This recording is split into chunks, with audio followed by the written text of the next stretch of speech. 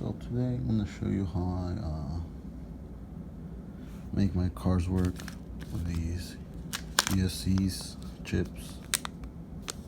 They're pretty cheap, come from China. They're like the cheapest ones I bought, which are these ones are $3. It's either $3.99 or $4.99, one of those.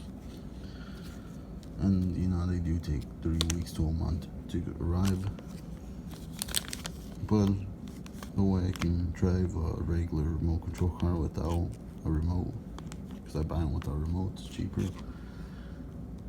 is I put one of these and it controls the motor, the accelerate and decelerate motor. Then since the other one's they're not usually servo, they don't have a servo for turning, I used another one for the front, and I just connect both of the battery terminals things on here, combine them to put one battery.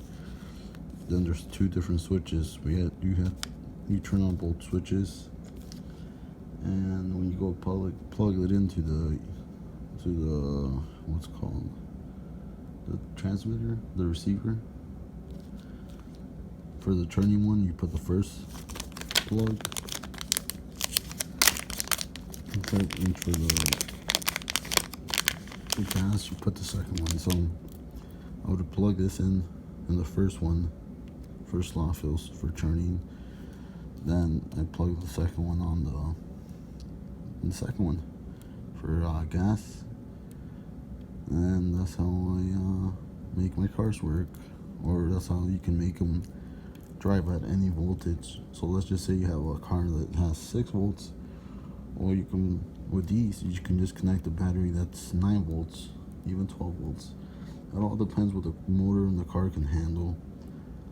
Like, there's cars where there were 6 volts originally, and I put 12 volts, and their motors smell like they're gonna burn. They smell nasty, actually. They don't smell like burn, but they smell. You can smell them. Smell kind of weird, but I had to modify these when I get them. So this will connect to your transmitter receiver. And let me see, this one, which one is it? So you see this one, the female. This one's the battery. So you can see they have a male and a female. The female will be the battery. This would be what connects to the motor. And here's your switch for on and off. So what I usually do, obviously I cut the female, the battery one, cut off, just because obviously the battery I'm gonna put in doesn't use this plug. So what I end up doing, I cut this here, and I use it for this one. So let's just say this one's for the batteries, the female. And I'll cut it right here.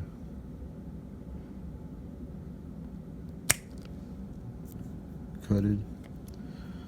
I usually would recommend getting some wire and adding onto this, just so because these ones like, you'll strip them, then the inside, when you go to twist them, they break off real easy. So there's one point where I got like up to here of just wired, just because they kept on breaking. But yeah, so make sure you just do little bits at a time when you go to take out the wire. I'll show you real quick. Just a little bit should be fine. That should be good. Do the same this side. There we go. I'm gonna do this one. Alright, so I got the wires, as you can see. So I usually just grab the bottom part and I turn it.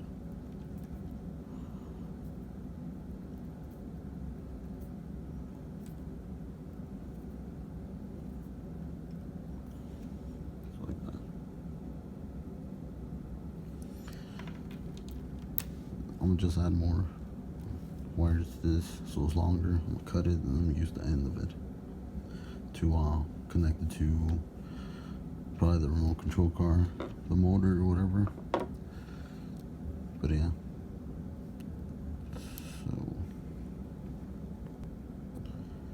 So if you're wondering how I put the wires together, I usually just kind of tie them, I guess, like an X.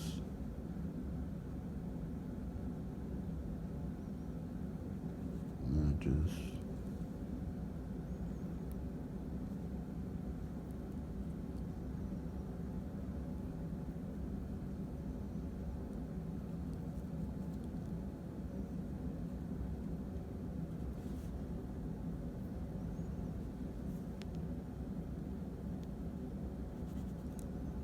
so that's what I do. And I usually put electrical tape like this. You should probably solder them, but I just do it for convenience, electrical tape.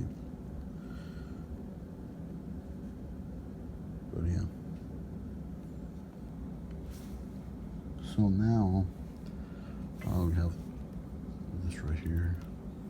Put them together so when this will connect to, you know, the motor, the turning motor, whatever. So then you got the battery terminals. You can see one's right here, the other one's over here. Now we just have to combine them. So I'll put these together, positive, positive, negative with negative. I think I'm gonna add some extra wire to put up here. And yeah, just put them together, twist them, put them together, twist them, and you just add the wire. You can see how positive coming from this chip, positive coming from this chip, put them together, makes Y, feed it to this wire, and now put a battery connector. But yeah, and then just gonna electrical tape it. So yeah. Alright, so I got them in. Positive coming through. Sorry, you can see it now. So positive and positive from the chip, they go up to here. Negative, negative from the chip, they go up to here. Strip these wires and just put a see if I can find it. Put a plug. So I got the plug right here. It's a female. So one thing to know, I don't know about this set of wires that I get, these plugs, get them from China. So let's just say here's a battery. You see the positive coming off the battery, you see negative, positive, run through, but it turns black on here, but this is still positive. So the right plug, if you can see the little thing on top, on the right is always positive. The connection is always positive, so you hook that up to this. So when you hook this up, it's going to run through, and this black wire, but it's truly positive. So just make sure you guys pay attention to that. I think I messed up once and I went by the colors and fried a chip. So yeah, so make sure you wire these in the right place, because the positive from the batteries, that's on the right side. When you connect it, the black is going to be positive now instead of the whole regular color scheme.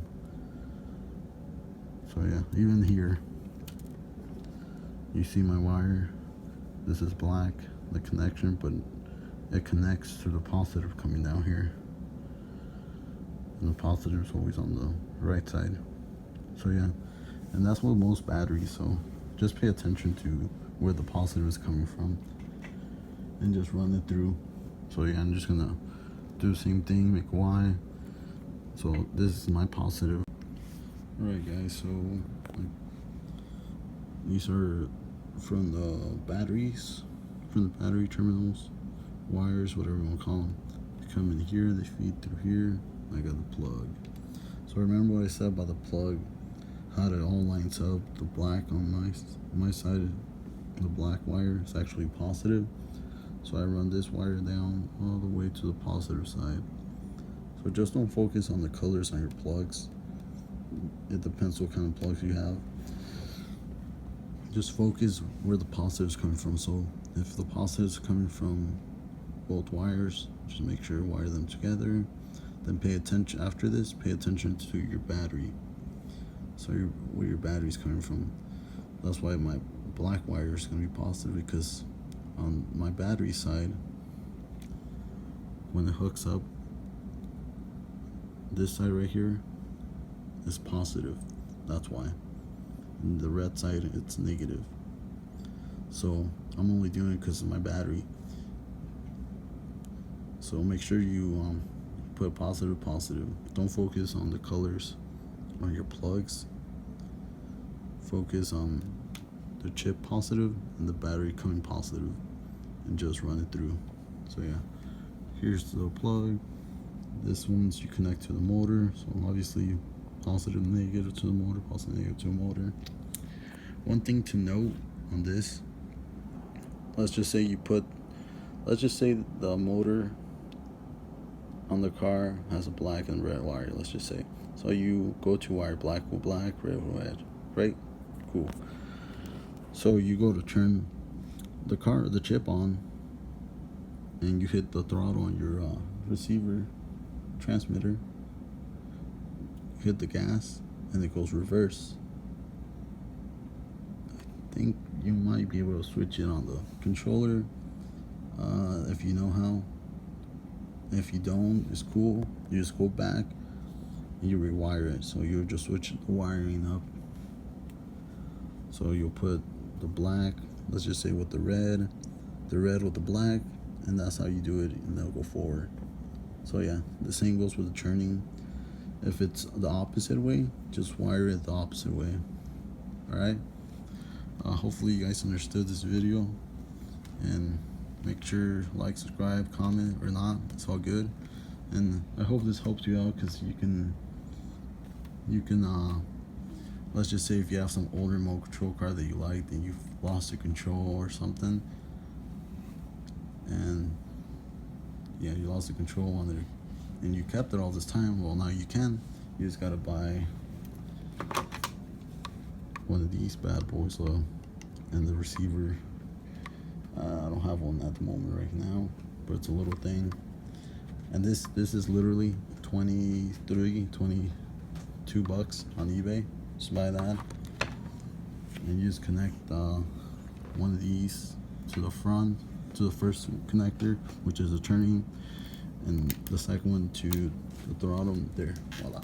You can control your new, I guess your old remote control car or your new one. So I have a bunch back here, and I usually buy them without a remote, or I might buy them and it turns out like it's 6 volts and it's weak and it's slow, and I up the battery and hope it doesn't burn the battery. But yeah, like that Radio Shack buggy, I'm probably gonna put one of these.